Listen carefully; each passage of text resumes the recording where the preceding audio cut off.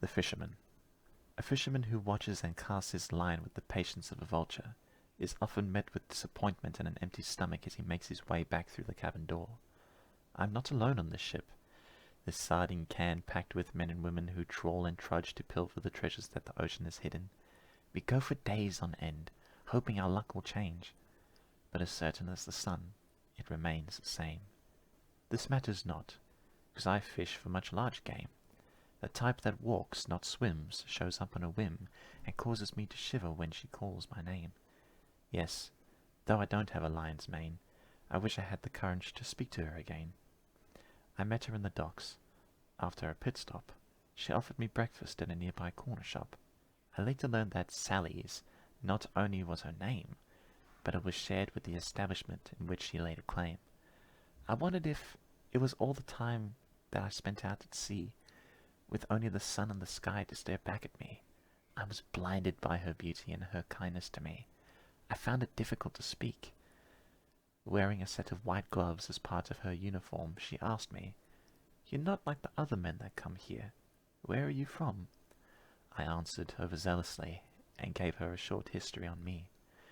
I thought she would up and leave, but we stayed for a while and talked about our hopes, our fears, and our dreams. Time passes and my window to get back onto the ship I had nearly missed. As I was about to be on my way, she said, "Be sure to come back someday." Promise? I gave the affirmation of my eyes and the confirmation with a nod. As she waved goodbye to me, the ship and its crew sailed off. The fishing season lasted for months, and despite the cold, the thought of her made me long to get back to port. I told myself, I promise to be there after the season is over. I hope that one day her blinding beauty leads me back to a shore like a lighthouse shimmering over rough waters. Sure enough, with a tremendous catch we headed on back, and the whole port was waiting for us.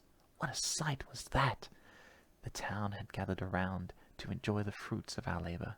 My attention diverted from all the splendor, as my heart used my eyes as a periscope to look for her. "Sally, Sally, where could you be? It's me, Ishmael, the man you met from across the seas, please." I jumped for a moment when I saw her, the woman I deluded myself into thinking I was the one she loves, embraced in the arms of another man, with her hair down and without her gloves. As much as I understood it, and my heart felt like it had a harpoon in it, my eyes refused to accept what was plain to see. With a glance at her left hand, I could now understand. She had already made a promise, just not the one that was meant for me.